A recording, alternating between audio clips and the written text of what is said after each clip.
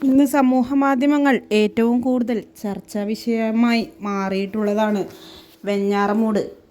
ഒന്നോ രണ്ടോ പേരെയല്ല, 5 പേരെയാണ് ഒരു ദിവസം കൊണ്ട് അഫാൻ എന്ന ചെറുപ്പക്കാരൻ ഇല്ലാതാക്കിയത്. സ്വന്തം പെറ്റുമ്മയും അനിയനുമടക്കം ബന്ധുക്കളെയെല്ലാം കൊന്നൊടുക്കുകയായിരുന്നു. ലഹരിയുടെ അമിത ഉപയോഗം മൂലമാണ് ഇങ്ങനെ ചെയ്തത് എന്നാണ് പ്രാഥമിക റിപ്പോർട്ട്. ഉമ്മയോട് പൈസ ചോദിച്ചു എന്നും അത് ഉമ്മ തരാത്തതിനെ തുടർന്നാണ് ഉമ്മയെ കൊലപ്പെടുത്തിയത്.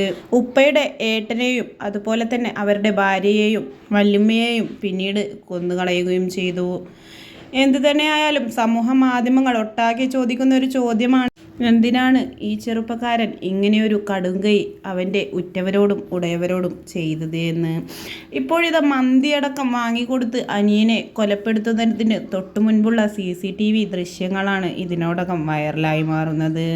മന്തി വാങ്ങിക്കൊടുത്ത് അനിയൻ ആ മന്തി രസത്തോടെ ഇരുന്ന് കഴിക്കുമ്പോൾ പോലും ഇതിനു പിന്നിലൊരു ചതി ഒളിഞ്ഞു കിടപ്പുണ്ട് എന്ന് ആ കുട്ടി ആലോചിച്ചിട്ടുണ്ടാവില്ല.